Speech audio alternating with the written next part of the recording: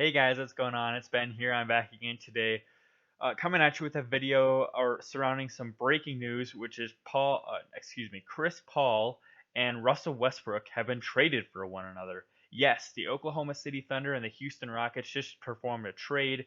We have Chris Paul going to the Oklahoma City Thunder. We have Russell Westbrook going to the Rockets.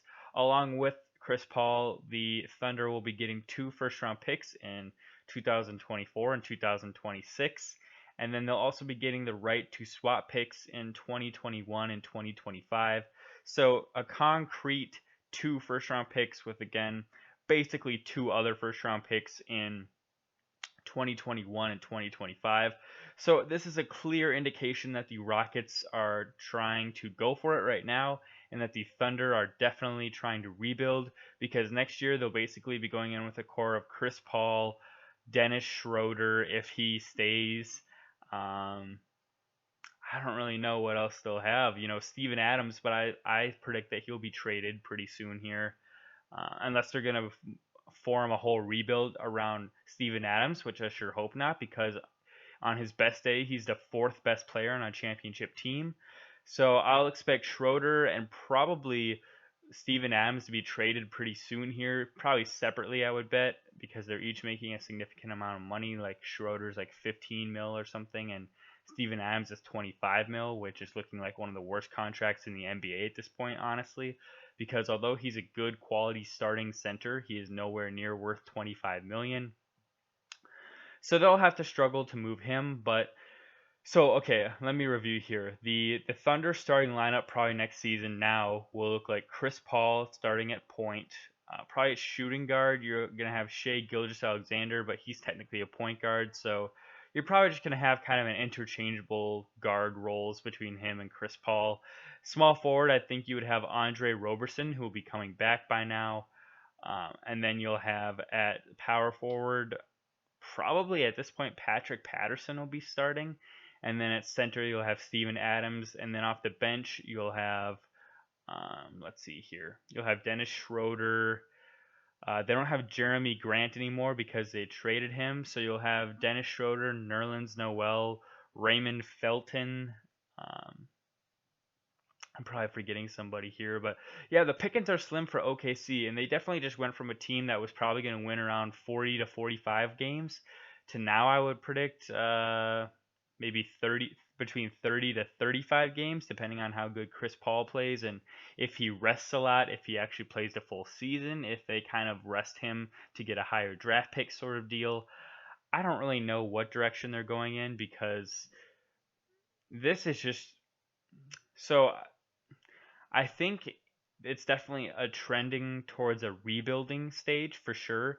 But they also got a guy back in Chris Paul who, it's not like he's just dead money and he's like a Timofey Mozgov contract and he's basically money that won't be playing. Chris Paul will be starting and playing probably about 30 to 33 minutes a night, and it's still not an all-star player anymore, but still like that tier right below all-star level, where probably on this coming up season, he's going to average like 19 points and 11 assists a game on a team where he's going to be able to basically be the entire team, which will be really interesting, because the last time he was like running his own show without any all-stars around him was 2010, believe it or not, when he and I guess David West is an all-star, but basically at that point David West was a little bit past his prime in the 2010 to 11 season. But yeah, so I really don't think the Thunder will be that great. 30 to 35 wins.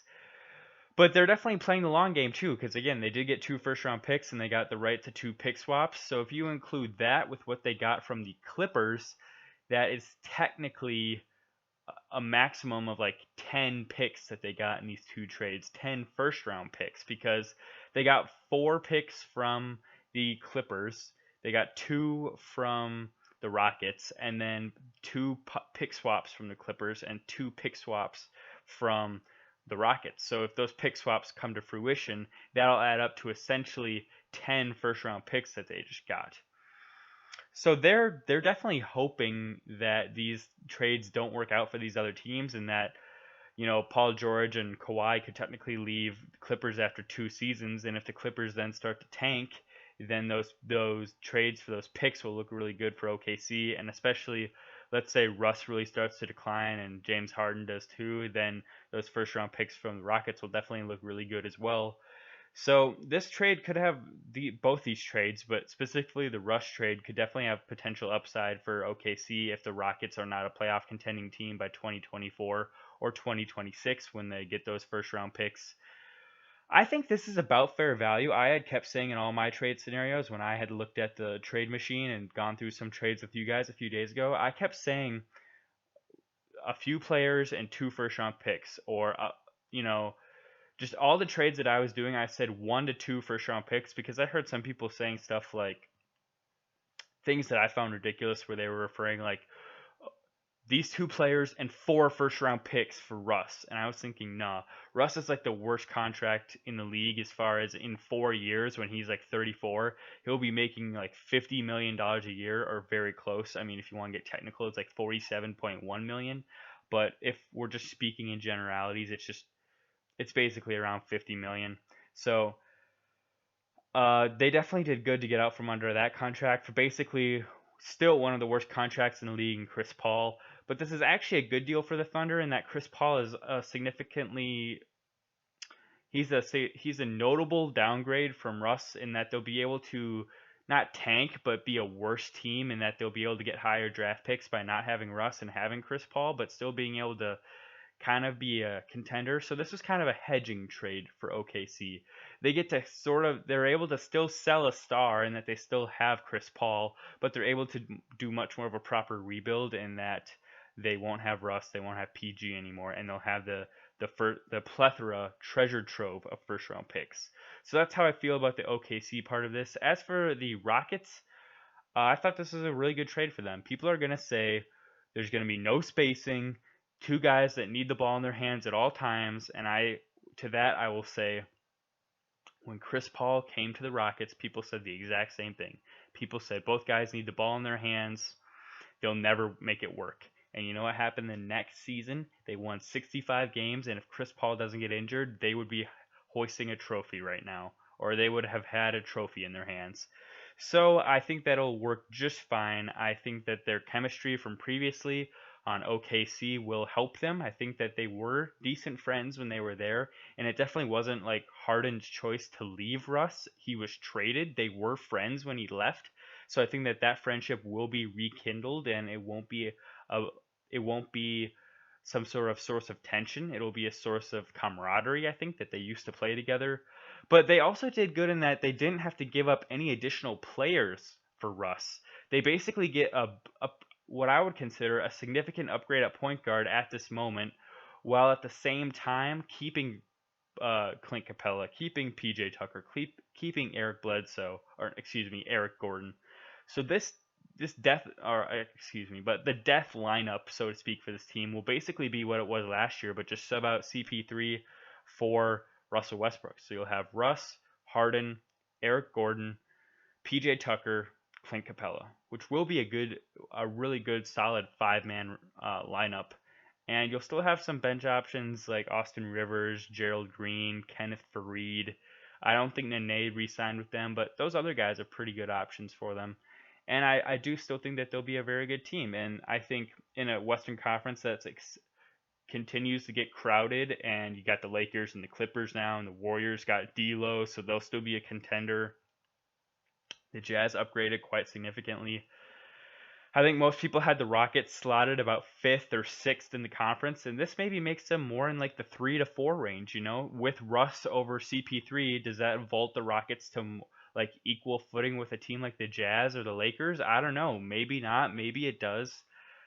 But what I think now is that in the West, you have this real interesting thing where you have basically, I would say, about 6 teams that could come out of the West. And people might disagree or agree with me, but I think that between Golden State, who's proven that they can come out of the West, I think Houston could come out of the West. I think the Nuggets could, with if they show that they've gotten a lot of experience from last year's playoffs. I think that the Jazz could, I think that the Lakers could, and I think that the Clippers could. So there you go, really quickly. Both teams in LA and Golden State. and then the Nuggets, Rockets, and Jazz. So that's 6 teams. I could see any and all of them making it to the finals. I think any of those teams could even win like 60 games. It wouldn't really be surprising. And yes, you might think like, well, the Warriors will have Klay Thompson out, so how's that going to happen? But they still got Steph and D'Lo and Draymond and Willie Cauley-Stein, and that's still a pretty good core, so they'll be just fine. So yeah, I mean I am a Rockets fan, which you've known if you watch this channel. You've seen me in my Rockets shirt. You've seen my James Harden poster in the background previously.